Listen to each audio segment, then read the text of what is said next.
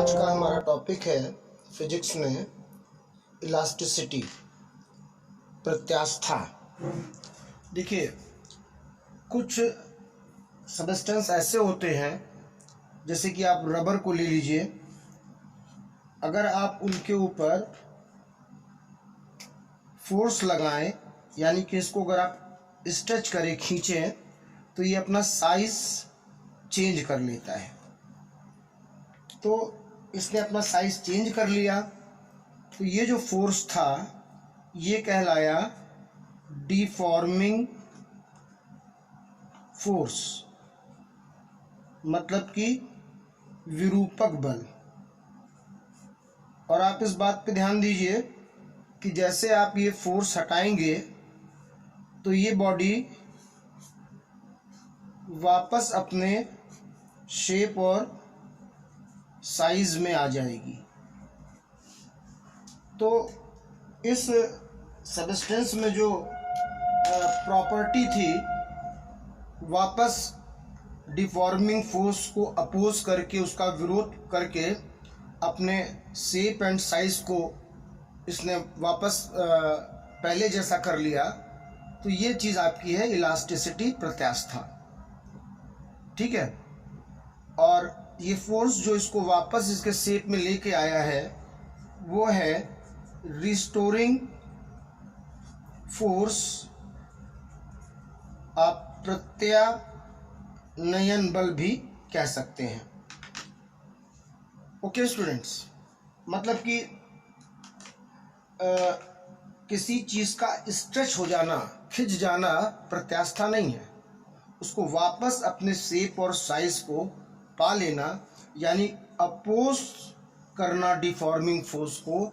Deforming force, Virupaka बल का विरोध करना प्रत्यास्था है। इसी तरह अगर ये मान लीजिए कोई रबर के बजाय स्टील वायर होता, तो इसको आपको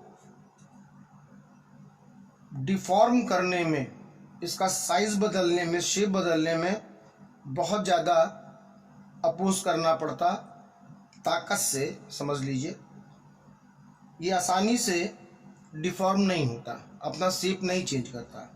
अगर ये स्टील है, इट मीन्स कि ये ज़्यादा आपका इलास्टिक है।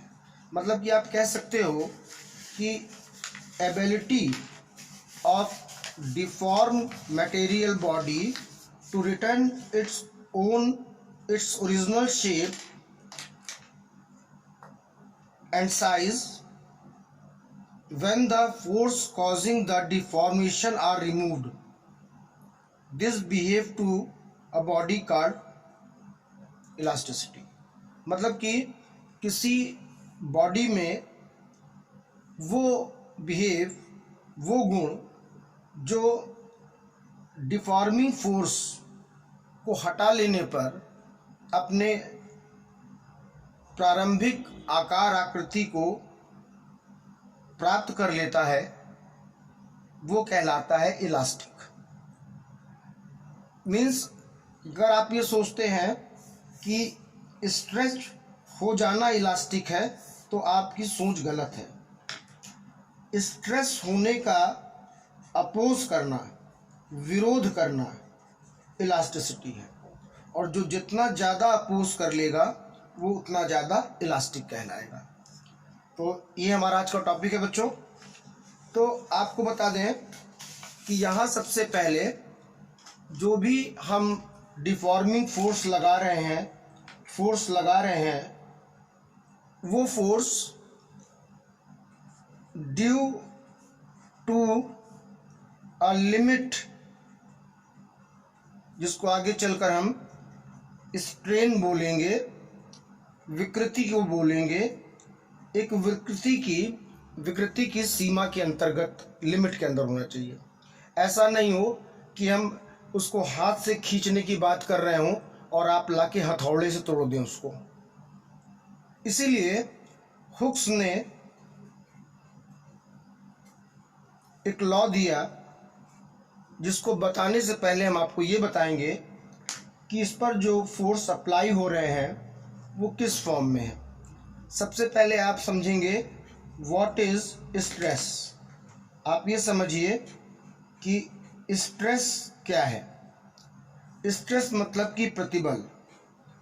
इसका मतलब है कि जो फोर्स जिस एरिया में अप्लाई किया गया है उसको हम स्ट्रेस प्रतिबल कहते हैं। ठीक है।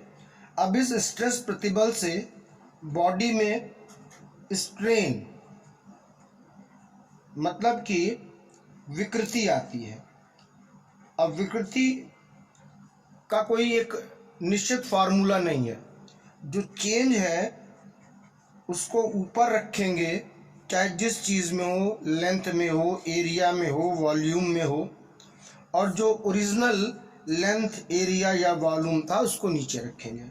जैसे मान लो चेंज इन लेंथ, एक वायर था जिसकी लेंथ L थी, उसको हमने स्ट्रेच कर दिया, खींच दिया, उसकी लेंथ डेल्टा L हो गई, तो स्ट्रेस हो गया चेंज अपॉन ओरिजिनल।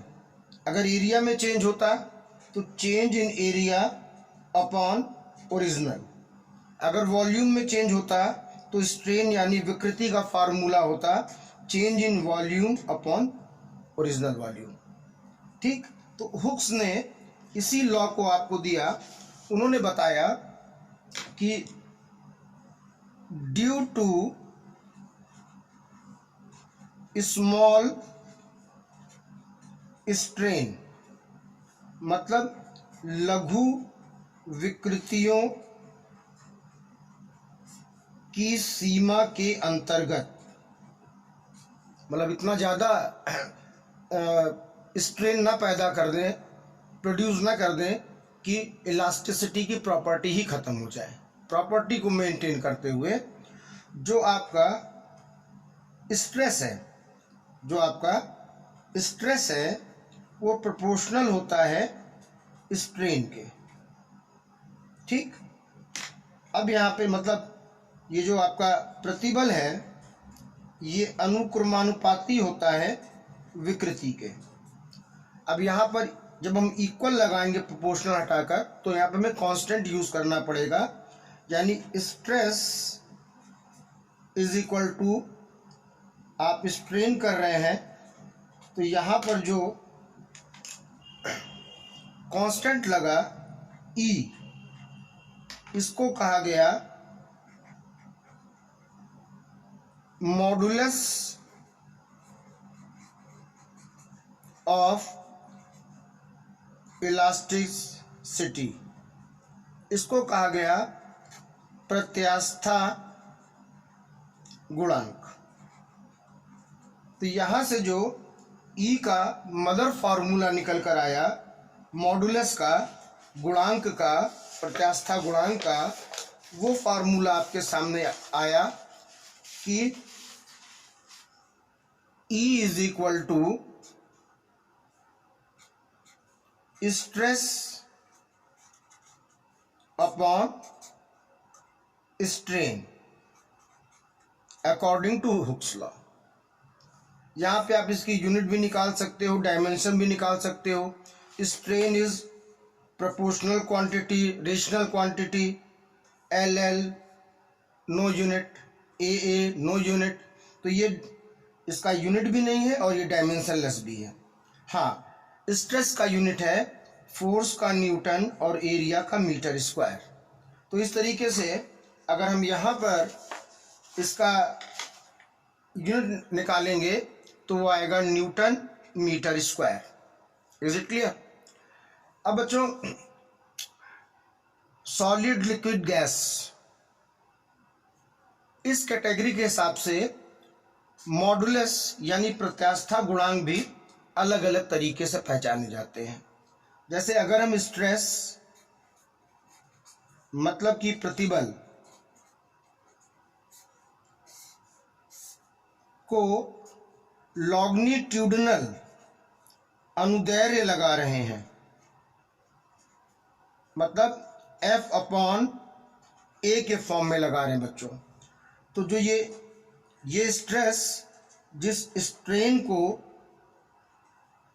प्रोड्यूस करेगा वो स्ट्रेन यानी कि विकृति वो आपको मिलेगी लेंथ में। मतलब delta L upon L, change upon original, जैसा कि बताया था। ठीक है, इसको आप अनुदैर्ध्य भी कह सकते हैं। अब सपोज करिए हमने स्ट्रेस को in the form of pressure लगाया, दाब के रूप में लगाया। जैसे कि पानी भरा गुब्बारा था, इसको हमने दबाया, प्रेशर दिया, तो जाहिर बात है इसका वॉल्यूम चेंज होगा। तो जब स्ट्रेस प्रेशर के फॉर्म में होता है तो जो स्ट्रेन होता है वो वॉल्यूम के फॉर्म में होता है। चेंज जो होता है वो आयतन में होता है, चेंज ऊपर और ओरिजिनल नीचे। Is it clear?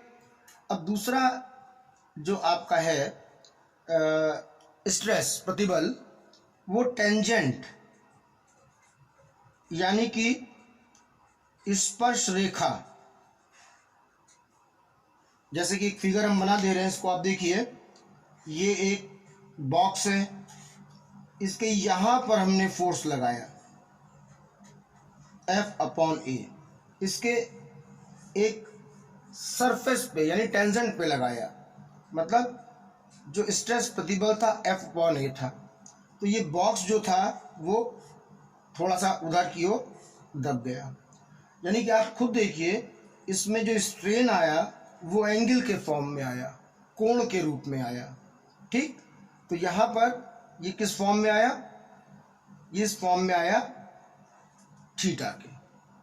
ठीक है, तो ये तीन लोग जब आपस में मिलेंगे, मतलब स्ट्रेस अपॉन स्ट्रेन, तो अब जो ये मॉडुलस प्रत्यास्था गुणांक होगा उसको नाम देंगे यंग मॉडुलस। ठीक, और जाहिर बात है कि लेंथ के इंक्रीमेंट की बात है तो ये केवल सॉलिड में होगा। अगर मान लीजिए हम स्ट्रेस को फोर्स करते हैं, प्रेशर के फॉर्म में करते हैं, तो हमें जो चेंज मिल रहा है वॉल्यूम के फॉर्म में मिल रहा है। तो ये मॉडुलस, ये गुणांक कहलाया बल्क मॉडुलस, आयतन प्रत्यास्था गुणांक। ठीक, अब मान लीजिए थर्ड वाला है जिसमें हम टेंजेंट पर फोर्स लगा रहे हैं, जिसमें हम टेंजेंट पे फोर्स लगा रहे हैं और हमें जो स्ट्रेन विकृति मिल रही है, कोण एंगल पर मिल रही है, तो ये कहलाता है आपका मॉडुलस ऑफ रिजिडिटी, दृढ़ता गुणांक। मॉडुलस ऑफ रिजिडिटी यानी दृढ़ता गुणांक, और इसको ईंटा से, किससे? ईंटा से डिनोट किया जाता है। तो ये बच्चों हमने एक लेआउट दिया कि हम चैप्टर में कैसे चलेंगे। अब आपको मैं एक्सप्लेन करने वाले हैं वाई, बी और ईंटा। Is it clear?